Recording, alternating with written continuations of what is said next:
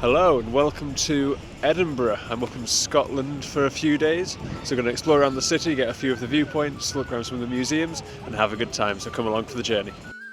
After arriving in on the train, I started to explore around the city centre. I began by having a look around Princes Street Gardens, where there is a gorgeous fountain called the Ross Fountain, as well as a few other sculptures.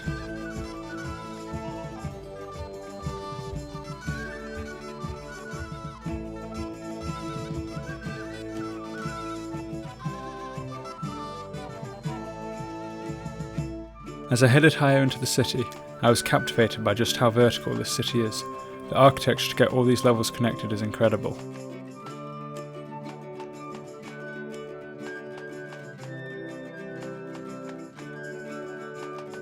I found myself at the foot of the Vennel, which is a fantastic view towards the castle, and you might recognise the area from the hit Netflix series and book, One Day. Not far from the Vennel is Victoria Street, which is full of colour and shops.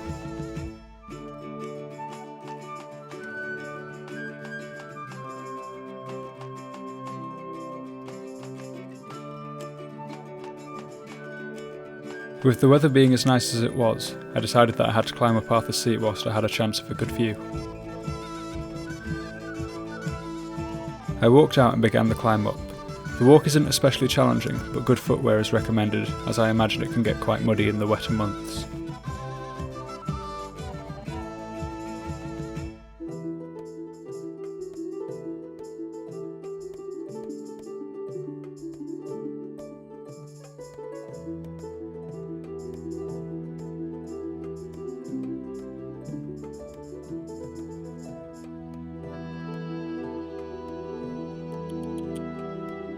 On the way up, you can stop for a lovely view over the North Sea before finishing the climb.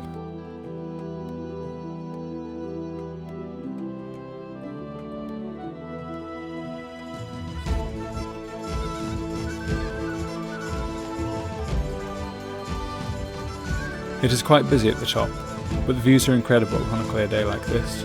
It's probably a perfect spot to watch the sunset from as well if you've got plenty of time on your visit.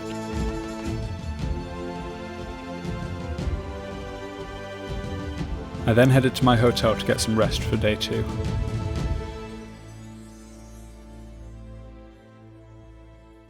Welcome to day 2 in Edinburgh. Going to go and do the castle today, as well as hopefully the Edinburgh Vaults if they're not closed due to the weather, because I think it's meant to be a bit rainy. But first things first, I need to go and find myself some breakfast. The rain was well and truly here this morning. I went to a little cafe called the Milkman for a snack to eat before making my way up the Royal Mile to the castle.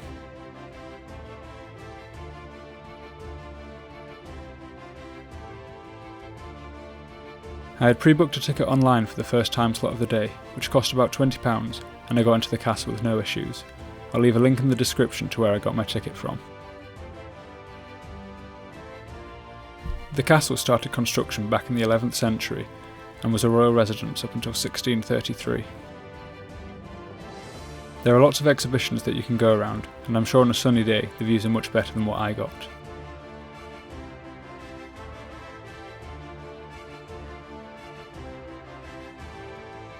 Inside the exhibitions, you'll find out more about the history of the castle and see some of the items from the past.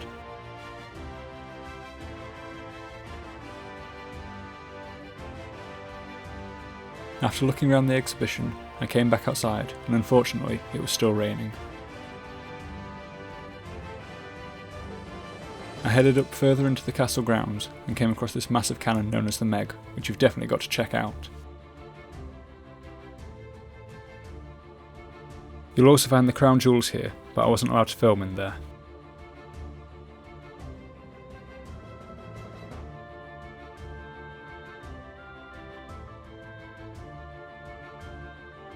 You can also have a look around some of the prison areas to see what life would have been like if you'd been captured.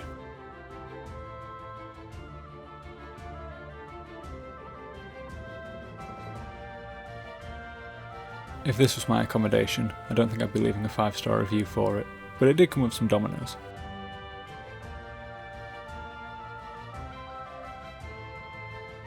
Visit around the castle has come to an end. There's quite a few inside areas, which was quite useful because it was very wet and cold. Blue sky is starting to come out now, which is good to see. The Elephant House Cafe was awaiting reparo, but this is where the Harry Potter books began. Close by is Greyfriars Kirkyard, where some of the character names were inspired from, most notably Tom Riddle.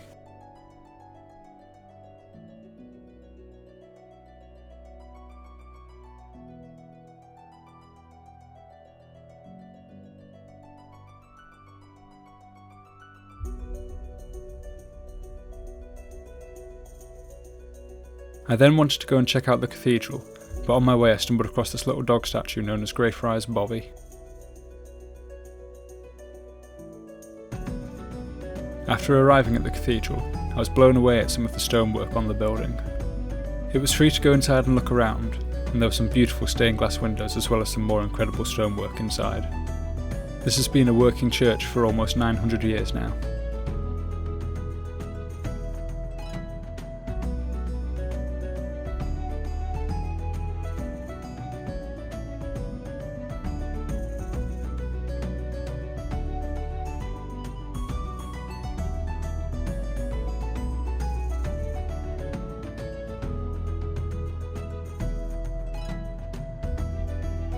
The final stop of the day was the Royal Botanic Gardens, which were a perfect place to end the day as the sun was getting lower.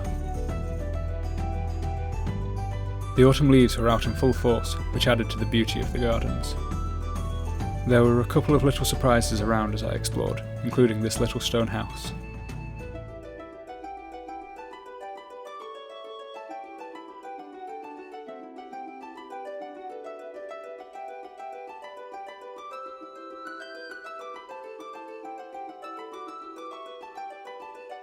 If I was living in Edinburgh, I'd definitely be going around these gardens quite often to escape from the world. As you explore, you'll see some wildlife such as these lovely little squirrels running amongst all the plants.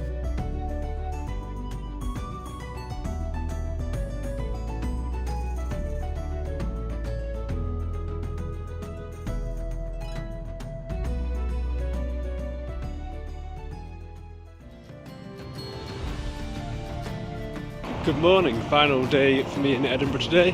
Going to head out to the Dean Village, probably go up Calton Hill, maybe do a bit of shopping before I've got to get my train back home. The Dean Village is a charming historic village in Edinburgh. The origins of the spot go back to the milling community in the 12th century.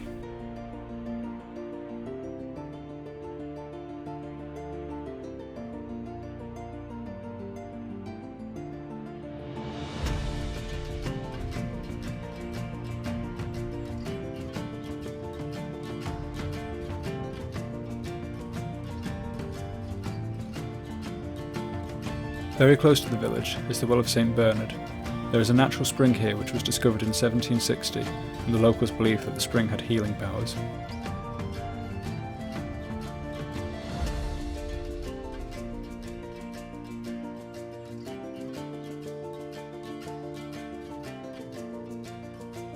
Thankfully, I had another clear day on my hands, so I set off towards Calton Hill and began the climb up the steps.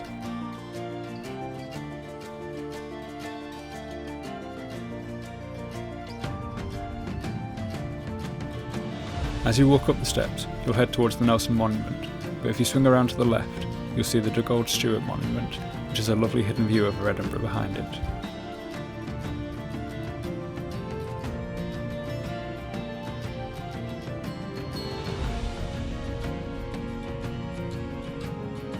There is a trig point on top of the hill for you to get to, where again you're rewarded with a great view to take in.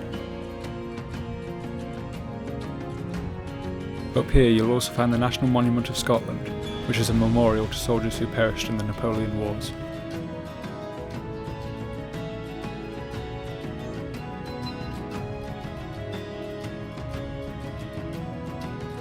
Inside the Nelson Monument, there is a little museum, and you can pay to go up for an even higher viewpoint, but it's closed if it's too windy.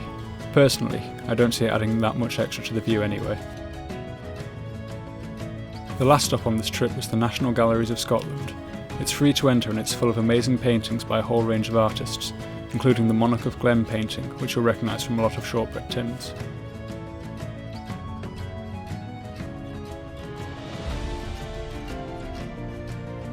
I then headed back to the train station to catch my train home.